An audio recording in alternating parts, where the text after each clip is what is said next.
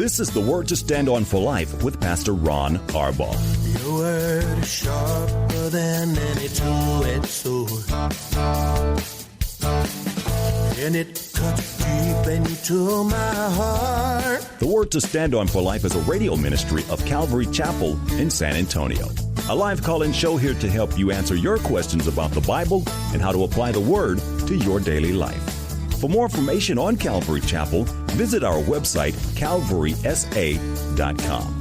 Get your Bible questions ready and call in now to 210-340-9585. It's The Word to Stand On for Life with Pastor Ron Arbaugh. Keep us down in a solid ground. Word to stand on. Welcome to the program. It is the day edition of the Word to Stand On for Life. I'm Pastor Ron Arbaugh from Calvary Chapel in San Antonio, Texas, and this is a program dedicated to taking your phone calls and answering your questions, Bible questions, life questions, church questions today, relationship questions, whatever's on your heart. You need only to dial 210-340-9585. If you're outside the local San Antonio area, you can call toll-free at 877-630-KSLR. That's 630-5757. You can email questions to us by emailing questions at calvarysa.com, or you can use our Calvary Chapel of San Antonio mobile app. It is also free. And if you're driving in your car, the safest way to call is to use the free KSLR mobile app. Hit the Call Now banner at the top of the screen, and you'll be connected directly to our studio producer. As always, good to have you. Who are you talking to? To you. Oh, okay. That was kind of weird. Always good to have you. It's good to have you. Oh, thank you so much. Usually I say thanks for hanging out with me, but today I had you. Yes, and yesterday I was waiting because usually you say, and beautiful Paula will be on the show with me, and you didn't say it.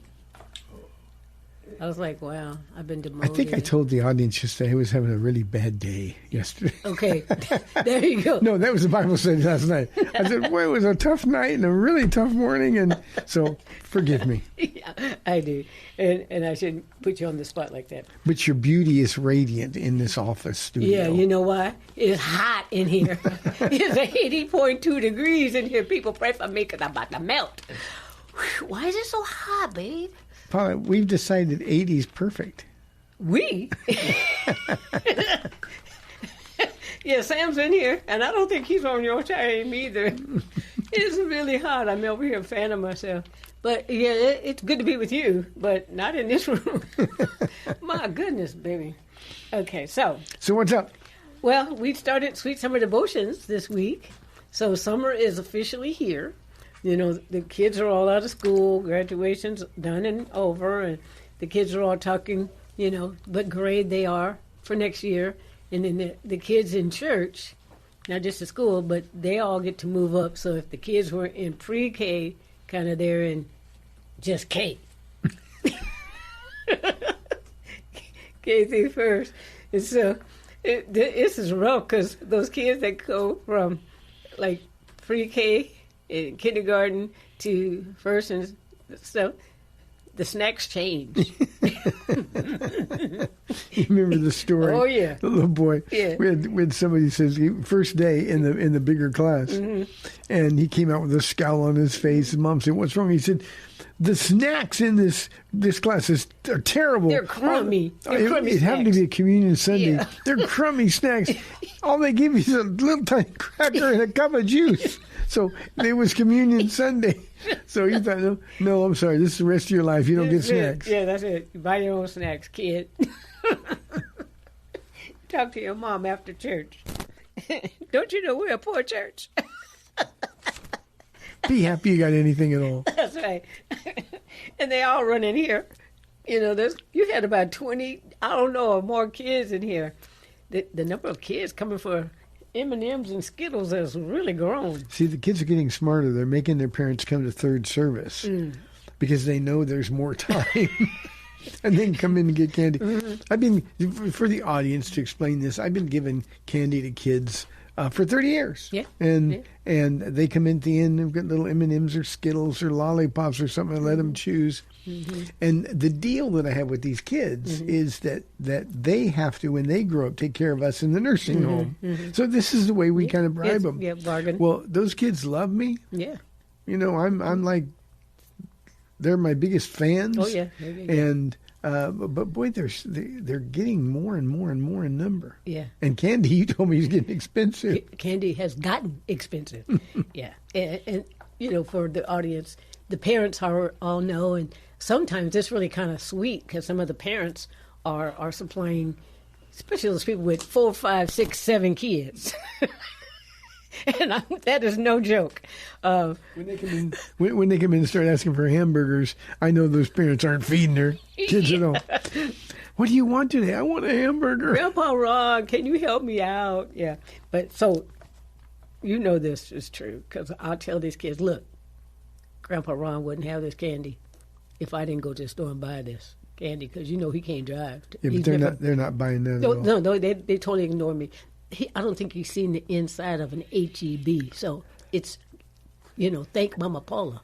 One time you went in the HEB, that's right, you bought a mop because you had some money that I gave you while I was out of town. Our old house was across the street from an HEB.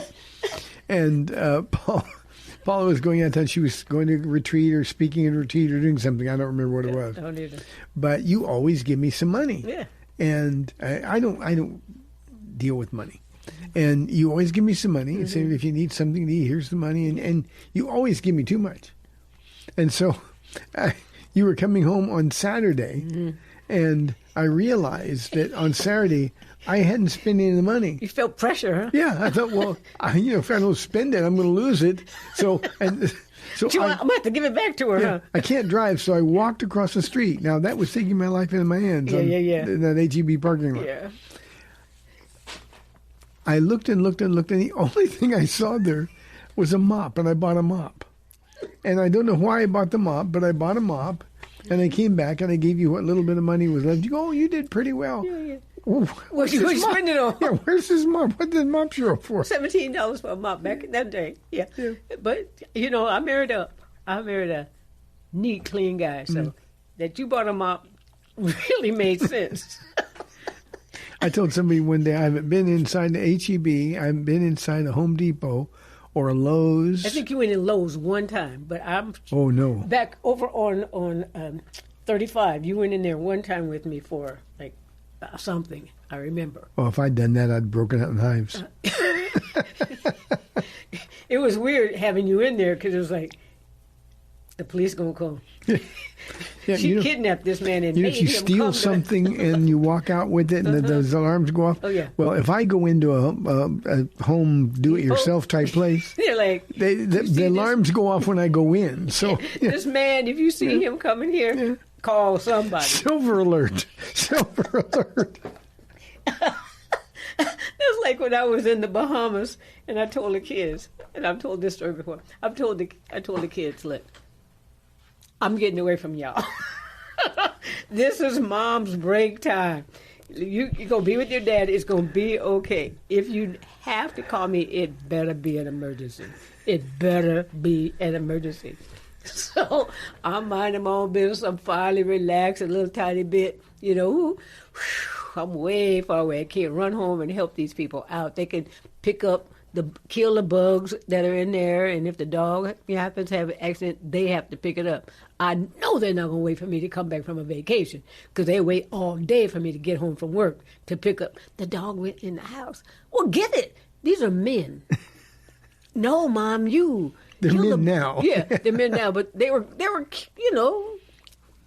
12. That's grown enough to pick up a bug or something. Anyway, so they call me. I'm like, what's going on? Mom, this is, they had the excitement in their voice like something really was wrong. And I'm thinking, I can't get home quick enough. Who can I call? Mom. I was like, what? Dad knows how to use the washing machine. That was the first emergency call. I was like, no, you didn't. Okay, good, bye. A couple of days later, they called, Mom. I was like, this better be real. This better be real. And so, I mean, somebody should have been bleeding. That's what I'm saying. Or having a hard time breathing or something. And so they said, Mom, Dad has a screwdriver. Tell him to put that down. He has no business with that. That was their two emergencies. Me with a tool is an emergency situation. Yeah.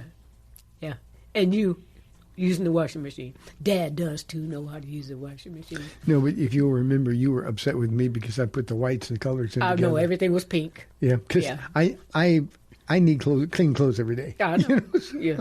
So I did that. Yeah. But, You had to wear pink underwear, so it's all your fault. Anyway. What's on your heart today? So, craziness. I'm loving my life. Like I said, I married up. I'm thankful that I'm married to you. But so Sweet Summer Devotions have begun, and it was, I didn't want to tell my testimony again. They can go online and they hear from me all the time. So I wanted to tell Esther's Sweet Summer Devotion from the book of Esther, and so that was fun. So you can go online and listen to it. Maybe we'll talk about it later. But so today, I was thinking about. This is what I wrote to myself. Before you go in, who's next? Who's Monday? Jessica Sandlin is on June 8th, and then we'll be off for 2 weeks because that's normally our vacation. We get to go on vacation this year. But I made a mistake because usually Father's Day is like the 14th, 15th, around there. It's not till the 21st. So it was already planned that we would go on vacation after the 15th, thinking that's the 14th, thinking that was Father's Day, but it's not. So, but we're still taking those 2 weeks off. So there won't be a Sweet Summer Devotion on June 15th or June 22nd. But on June 29th, you and I will still be out of town because we will be in town on the 15th, but we'll be out of town on the 29th, and that will be Anna Garza. So I have to watch that one while we're still on vacation. So anyway, going to be good. And there were a lot of ladies, and the audience usually grows as the weeks, progress. Kids are out of school, and a lot of teachers are able to come. It was really a fun time. This has been such a blessing to our church. The ladies love hearing the stories that the ladies have. Mm-hmm. And as you say every Monday on this program, you got to get here so you can participate in the when we go offline, mm-hmm. because you want the ministry to be personal, and so we don't go online with it. But there's a lot of great ministry that happens after the message is over. Yeah, the questions that get asked, it's the how do time, I just over the years I have been blown away by some of the statements. I think of sweet Connie, who I love, and Connie, I don't know if you and Frank are able to listen today, but we miss you so much. But Connie saying, I want to be good at everything, so I tried porn. I'm going to be the best porn star. Best drug addict. Yeah. Just all kind of stuff. But drug dealer. Yeah. Addict too. Yeah. Yeah, you had a question yesterday, I think it was, or anyway, one day this week. Why would God call Paul after he persecuted the church? Why would God call any of us? And having Connie, she was so funny. She goes, because she had been here at the church, I don't know how many years. And somebody said, why did it take so long? Paul was scared. She was scared to ask me to give a testimony, but...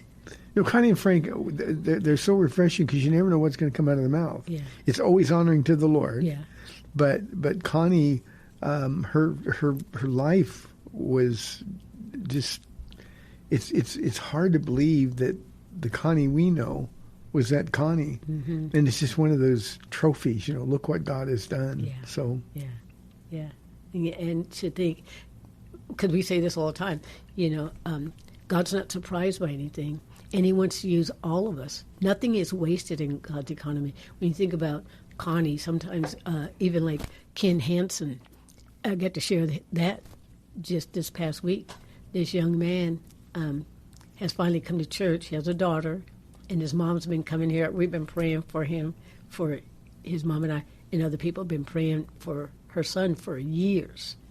and he came and was talking about his background. And in a church, there's somebody who we can say, yeah, I know exactly who you need to talk to, but he was standing right there next to Ken Hansen telling me his story. And Ken said, let me show you my arm where tracks used to be. He said, I almost lost my arm because I was so into drugs and stuff.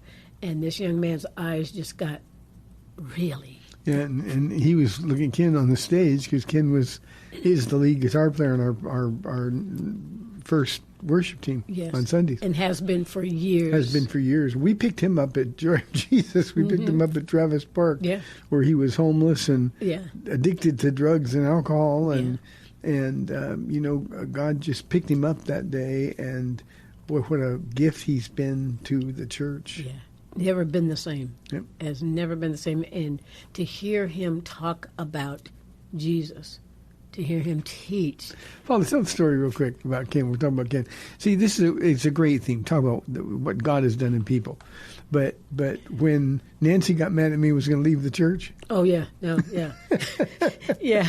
And Nancy, they let us tell their story. So Nancy would come to the prayer breakfast, and I've been having that forever. And she would come with a song or a story, or and I would have to tell her, look, Nancy, that's not what we're here for. It's about corporate prayer. We're going to pray for other people. It's not about the song God gave you or the poem you need to read. Can you get out of the middle of the circle and move back into and she would come. The thing would, the prayer breakfast would start at 9:00. She'd be at 8:30 in my bedroom. I'd be like, I'm trying to get dressed here. Can you please go back in the living room and wait? And so she was starting to get a little irritated because she couldn't hear me. She couldn't hear. And so she was starting to get a little irritated. And so she told Ken that we're leaving this church. And he said to her, oh, you better straighten up because this is a church that's put up with our mess the longest. So, this is our church. But to see how they have really, really let the Lord change them. Yeah, they've been here 20 years plus. Yeah. She's my friend. Oh, and they are substitute parents for the grandchildren. Mm-hmm. And one of their boys just graduated from school. The next one will graduate next year. I know. And just they're doing well because Ken and Nancy. Yeah, they stepped up. Yeah, just amazing stories. God is so good to take those broken pieces, and put them back together and blow life on them and just. Old things become new. It's amazing. And Ken, he is kind of a self-taught. He can do everything. I don't know what he does. He's a fabricator or I don't know, but he's just amazing. And he's an electrician. He's a guitarist. Yeah. He's amazing. He's just a miracle. Yeah, just expert at a lot of things. Mm-hmm. And now he's hired several of the young men here from the church who work for him now. He's even teaching his own grandson now, the one who just graduated. He started working for him just a couple of weeks ago at his company. Yeah, Ken has, Ken's boss, now been coming, I don't know for how many years, to your men's retreat. So even at work, he's been witnessing. He just told me the other day that factory automation designer, he told me the other day that his grandson's son is at the job, and he's already witnessing to people, and Ken's like, oh, okay, That's awesome. Good stuff. Yeah, good stuff. So where was I? I don't know. I interrupted. Well, no, that's okay. But the story just made me think of another one. Mm-hmm. I just love, we're talking about Sweet Summer Devotions, what God has done. And, the beauty of the Sweet Summer Devotion series is that the people that don't know those ladies, and they just see them at church, they figure, oh, well, she's got it all together, and she's never suffered the way I've suffered, and then they hear the story. Yeah. And it's jaw-dropping time. Yeah. And again, you have a rule. It's 20% what you've been rescued from, and 80% the rescuer. Yeah. And we're not glorifying sin or anything like that. But when you look at people like Connie or just the ladies who share their hearts, it takes a lot of courage to stand up in front of people and share all your words. Yeah. And yet it always ministers to somebody. Yeah. Lots of somebody's usually, but Yeah. When even with Connie,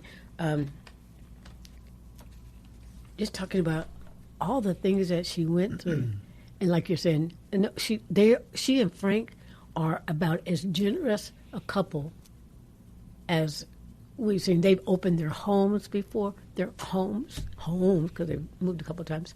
They've opened their homes to family. I didn't even know that.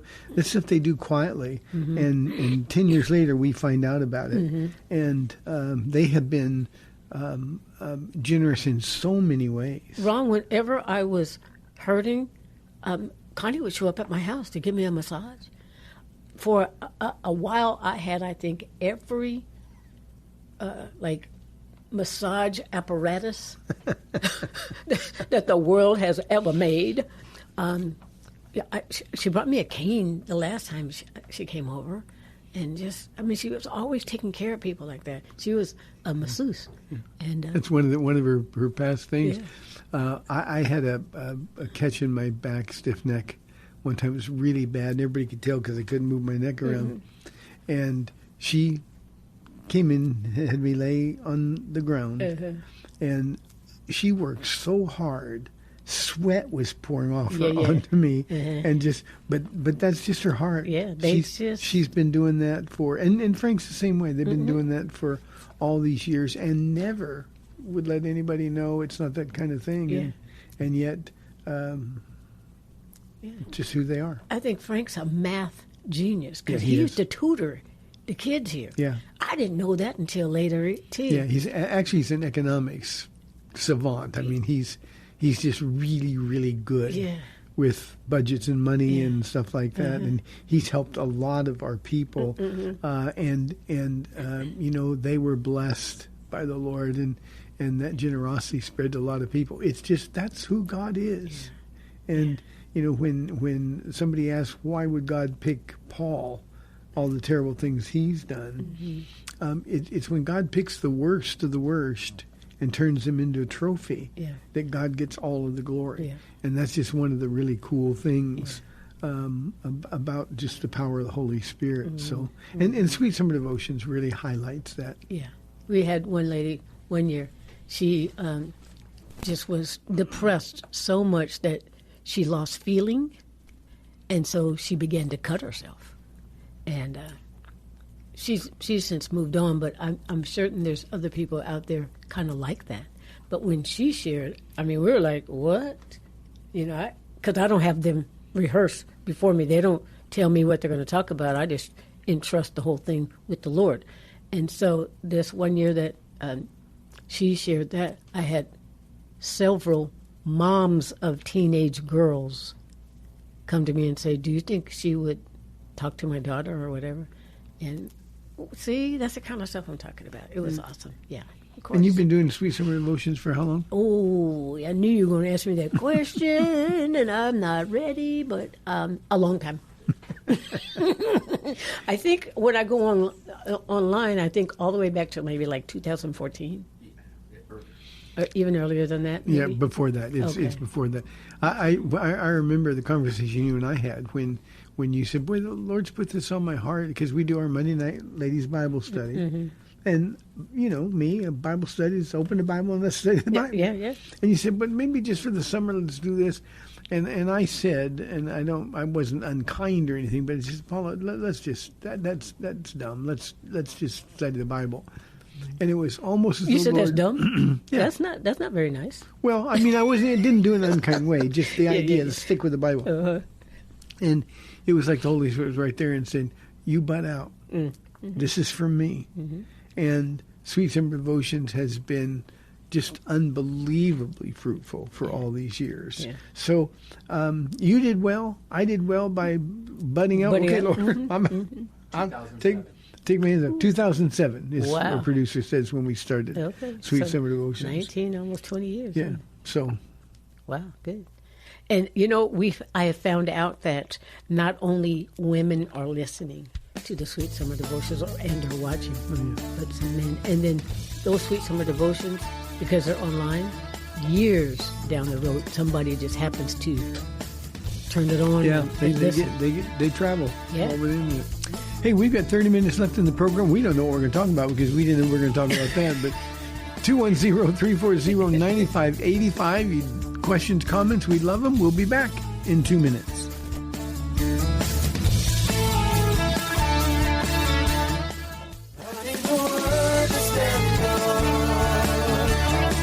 Keep us down in a solid ground. Welcome back to the Word to Stand On for Life. We're taking your calls at 340-9585 or toll free 877-630-KSLR. Now, here's Pastor Ron Arbaugh. Welcome back to the second half of our program. It's Date Day. We love your calls, questions, or comments.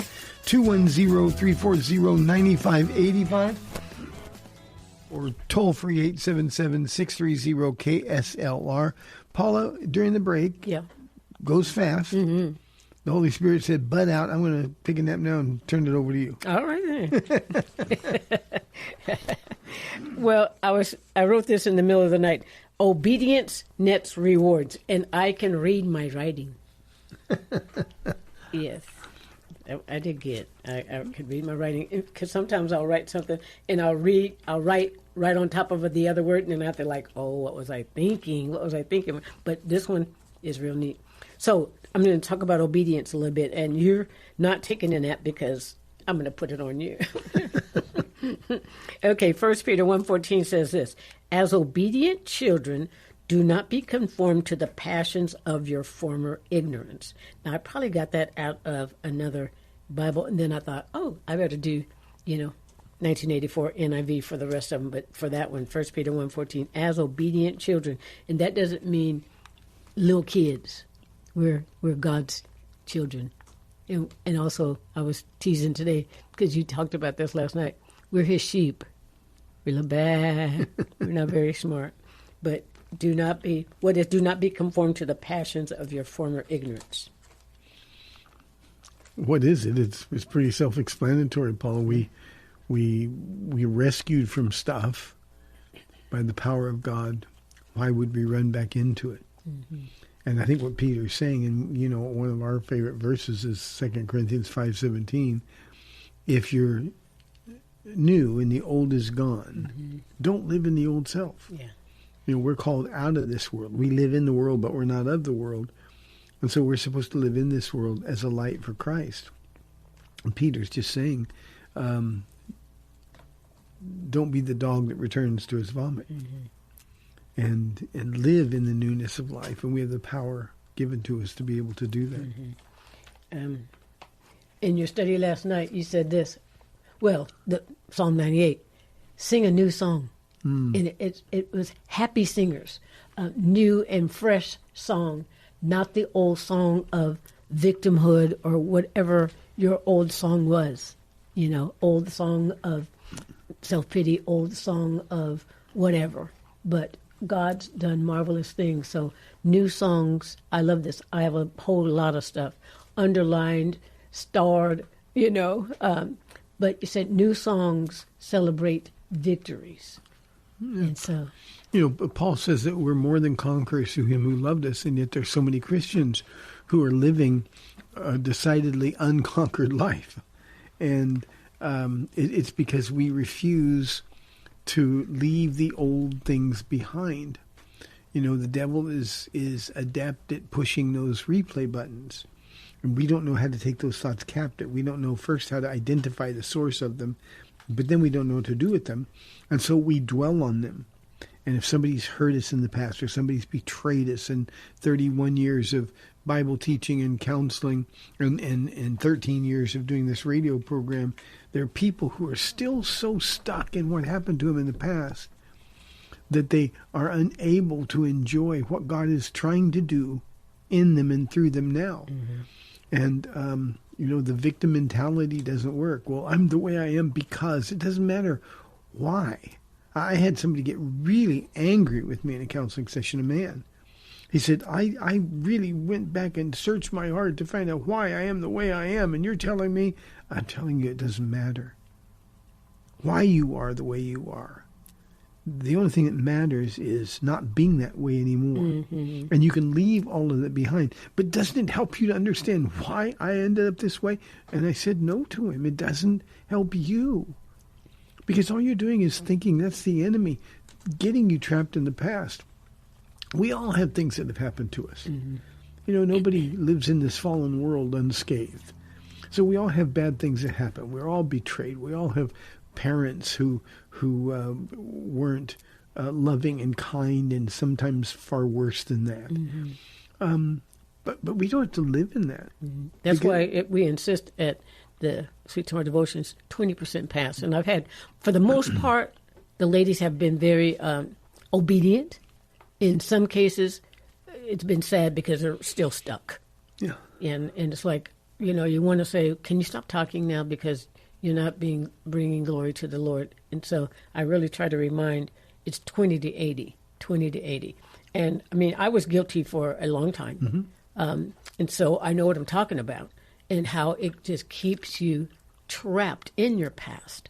And so even talking to a lady yesterday, she'd got a journal of all the bad things that have happened to her. And instead of journaling, and maybe kind of burning those up, she keeps them, and it's like a rehash.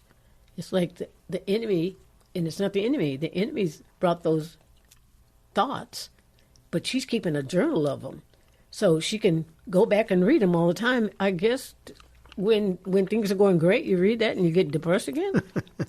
I didn't get it. Let me make two distinctions here. 1 Corinthians 13 says that love keeps no record of wrongs. And if you are keeping a record of wrongs, he did this, she did that, they did this, and this wasn't fair, and what do I have to be happy about?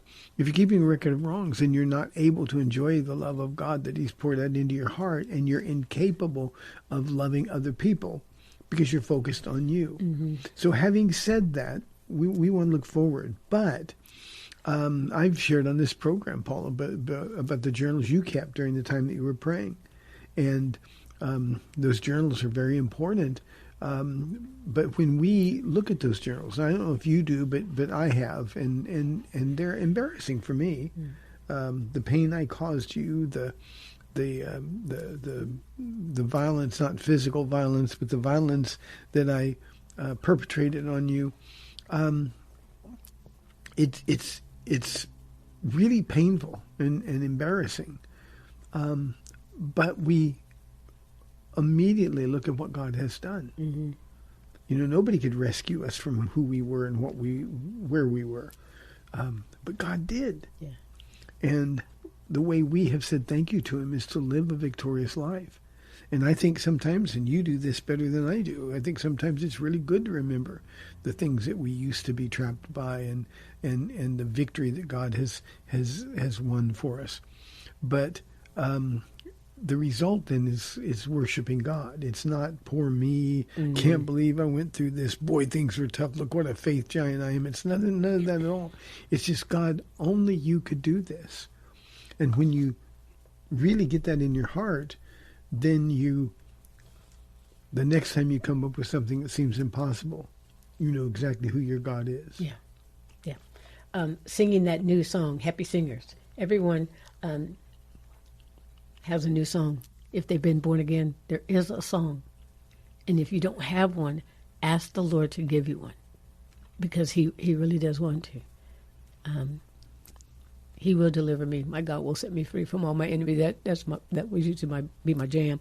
And now my other one is Trust Me. The Lord's been just telling me over and over again. And there's a song that I've been singing. You heard it this morning, I think. Just trust me. And you said it when you started out. You asked this question: why the music first at church? Why the music first? That it prepares our hearts. And I was really thankful for that, because I've been on the worship team for a long time. a worship team, even in California. Not just singing to make noise, not just singing to let people know I can sing a little bit. Not that at all. It's what's the words. And there's sometimes when we sing songs, and I can't hardly sing because the Lord is ministering to me, I'll stand, He forgave me of all of my sins. And so what can I say, what can I do but offer my heart, my whole life. Hands high and heart exalted. Heart abandoned. Yeah, and heart abandoned. There's just times when, you said it in the song, shout for joy, jubilant. Sometimes we come to church and, like you were saying, you didn't even want to put your hands up when you first went to church, And there's some people in our church that, in every church I'm sure, that they have no reservation. Their arms just go up. It's like, Jesus, come and take my hand. Just go ahead and take me to heaven right now. I'm so thankful that I'm going to heaven. But Lord, if you wanted to come right this minute, I'm helping. I'm putting my hands up. You don't have to come down too far to reach me. Just out of gratitude, they're singing the songs. Blessed assurance, Jesus is mine. Over the foretaste glory divine. I'm going to heaven. Some people ask me, I've heard this. What do you have to be so happy about? I'm going to heaven, and and I know I don't deserve to go, but I'm going, and I know it. But see, that's what worship is. And, how can you hear from a God that you don't worship? If God's not worthy of worship, then we're a mess. Now, I know, Paula, and this is what you were alluding to, there are a lot of people that don't like the music part. Yeah. Let's just get to the word and get in and get out kind of thing. Yeah. But you can't hear from the Lord unless you're a worshiper. Yeah. And when I got saved, I'd never even been in church. I mean, a couple times as a little tiny kid, my grandma dragged me. Mm-hmm. But I never opened a Bible. I'm 40 years old. I never opened a Bible. Mm-hmm. I didn't know a single church song. You just quoted a song. I don't know those words. Mm-hmm. I couldn't do it. Now, if I'm singing it, I could probably come to it. But when I got saved, and I don't mean after a month or 2 months, right away, this burden of sin had been lifted. My life was still a disaster, and I was still in real trouble. But there was a song in my heart. And since I didn't know any songs, I made them up. And I still say this, God's the only one that will listen to me sing and be pleased. But I just made them up. And that was the purest of worship. It was simple. It was pure. The story you started to tell, I shared last night when I first got saved and I went to church with you. I saw men with their arms raised, and sometimes occasionally men with crying during the worship. Mm-hmm. And I thought that was the most unmanly thing ever. I said, the men don't act like that. That's not an my dad used to make me practice handshaking. Oh, I know. And look them in the eye and squeeze it. Don't look down. Tight. Good grip. And so I just said, there's a way men behave, and it's not that. Mm-hmm. I'm not going to do it. Yeah. And I would come in and I didn't like that they'd say, everybody stand up. Mm-hmm. And so we'd stand up. I stuffed my hands so far in my pockets that my pants were about to fall down. And it was just very short order that I couldn't keep my hands in my pockets. I know. When I used to go to church with you at the beginning, or when you would come to church with me at the beginning, I wanted to sit somewhere else. You would just be, if I was him, I wouldn't say it like that. I hate that song. I didn't want to look at you. I was like, oh, God, please let me sit somewhere else. Help him to be quiet. You were just kind of critical. You just kept talking to me. I'm like, I'm trying to listen to the man teach and trying to stay in the spirit. So that doesn't make any sense. Go get in the car. Never mind. See, when you learn to worship and God puts a new song in your heart, everything changes. Yeah. And that's the key. If you've got a new song, you change. Yeah. And that means you're no longer a victim to the things from your past. Yeah. And I know I say this a lot, but it's so important for us to get it into our mind and into our heart. Nothing from your past has to influence or affect your future or your present for one more minute and one more day. Mm-hmm. And people think, no, it's not that easy. It really is that easy. It really is. When you're hanging out with Jesus, that's what worship does. Yeah. You said something, fight to get back into the presence of the Lord. Because what the enemy wants to do is distract us to the bad things, to those incidents or those people. And you got to fight to get back. And remember, I've told you for years, okay, I used to say, just tell me something 14 times, and then I'll start to get it. And then it went to 21 because I still wasn't getting it. And then it's at 28. So you just keep telling us, and we'll be watching how you've overcome. Well, that's when I shared the story last night that just on, this it was Wednesday, Tuesday night, went to bed, had a really, really hard night. Just nightmares and fitfulness. They just seem so real, too, don't they? Yeah, just a really hard night. And I woke up, physically I hurt. I just felt like the evil spirit was all around, and I felt like I was under direct attack. Now, there's a couple of things you can do. You can just kind of grit your teeth and work through it. But I knew what I was teaching Wednesday night. Mm-hmm. There's a new song. So I had to put on some worship music. Again, I'm not a huge music guy, and our mornings are busy, and we've always got a schedule. But I had to slow down enough to put on just doing my regular stuff. But there had to be worship, so I'm worshiping during all, and it changes your countenance. It changes the way you interact with other people. It changes the approach that you have to the throne of God. And when we don't do that, when we just surrender, then the enemy wins. Mm-hmm. So that's what worship is. We worship a God who gives us a new song. Yeah. And if we really get that, then we don't stay locked in by the past and the things that have happened to us. Because when we do, the enemy goes, yeah, I got him, and I got him again, and I got him again, and I got him again. Psalm 100, because I like lists, what to do, how to do it, when to do it, that kind of thing. Yeah, this was what to do, to whom to do it, and why. Yeah. And it's just a 5-verse psalm, but it's so rich, and it's what we do. And if you aren't a worshiper, if you refuse to make the worship a sacrifice of praise, when the Bible's being taught, all you're thinking about is, my wife needs to hear that, or my husband needs to hear that, instead of letting the Lord speak directly to your heart. Yeah. And every Sunday, people's lives change forever. Every Sunday. That's why I'm so thankful that, I'm praying for you and had the boys pray for you. I think this is the year your dad's going to be saved. Because the Lord can really use me, that kind of a thing. And I know you always say the Lord didn't need you, and we know that. But to think that God had told me that you would be a pastor and that you really are now, God is real. He's really big. He's really powerful. Because I, at one point, said, God, you're good, but you're not that good, because I didn't think it was going to happen after a while. But that's where we are here. And when you started teaching Revelation, again, the Lord took me all the way back to the first time you taught Revelation at the base. And it starts out, you will be blessed in reading this. And I remember I wanted just to kind of touch you, because it was kind of like this is a miracle happening right now in front of me. Because you were like Saul, and now here you are, Pastor Ron. Who would have thunk it, But yeah.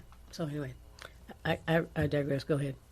I lost my train of thought. Okay. I was listening to you. You were listening to me tell you. Okay. Well, I started my Sweet Summer Devotion with this question because the worship team, Dr. Peter, Sheba, and Abby, was singing a song in God is faithful, God is faithful, God is faithful.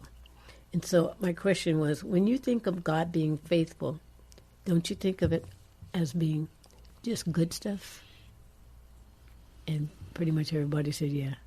But sometimes those hard things that come into our life actually do turn out to be the good stuff.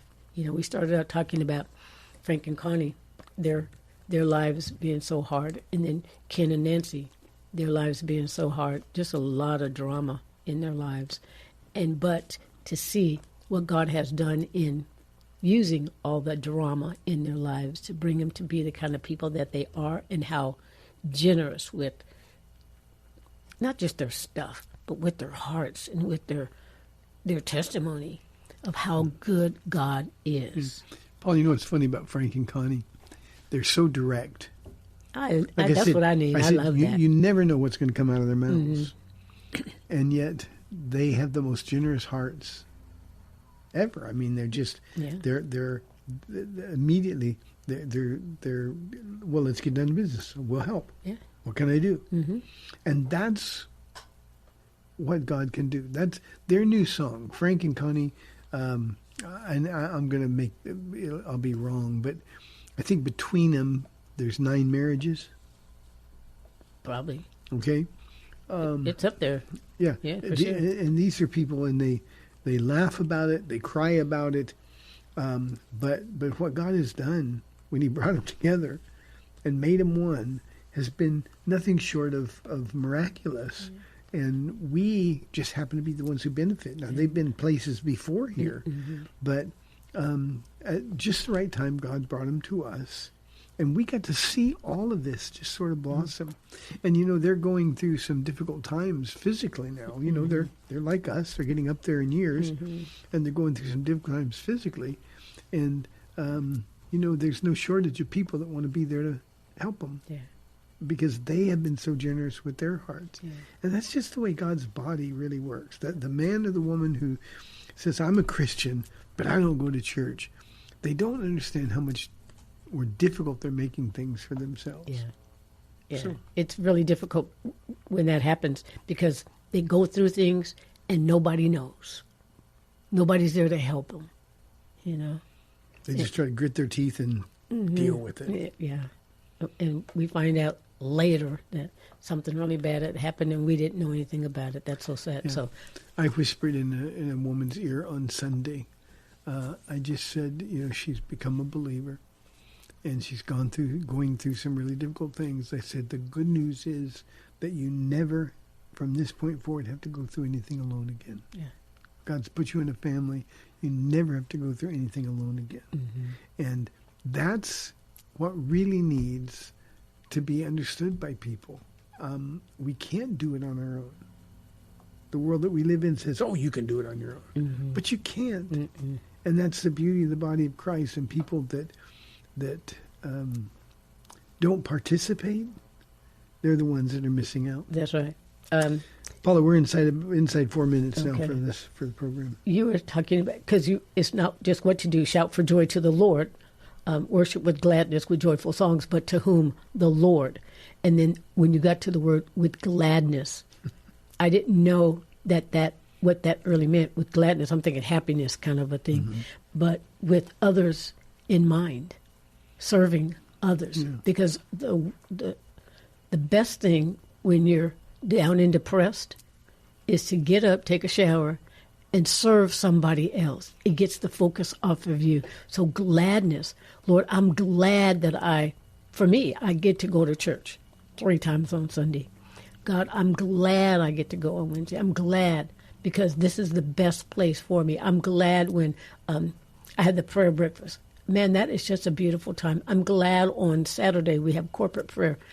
Just the power of the Holy Spirit that takes over, hearing other people's issues or things that they're taking to the Lord, it kind of almost diminishes some of the things that I'm going through. And Paul, that's what worship is, serving others. And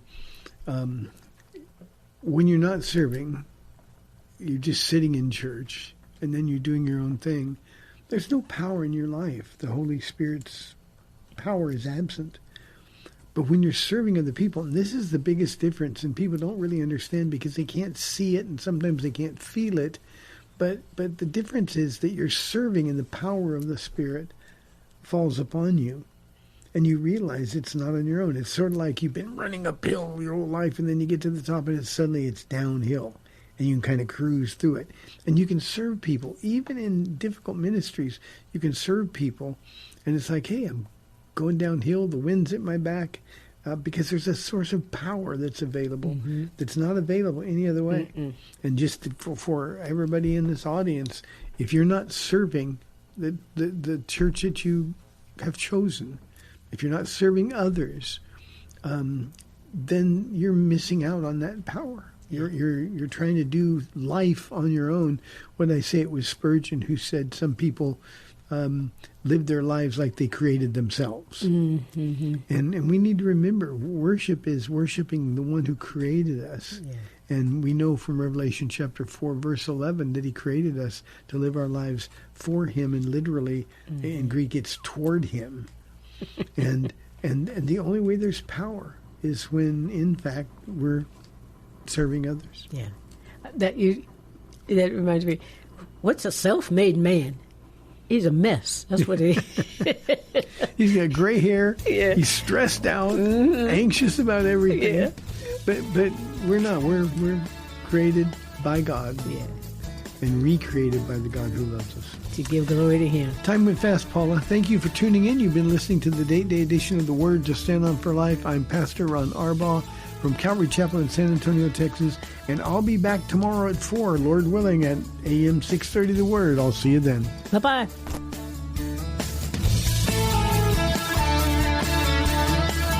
Thanks for spending this time with Calvary Chapel's The Word to Stand On for Life with Pastor Ron Arbaugh. The Word to Stand On for Life is on every weekday afternoon at 4, and Pastor Ron invites you to find out more about Calvary Chapel at calvarysa.com.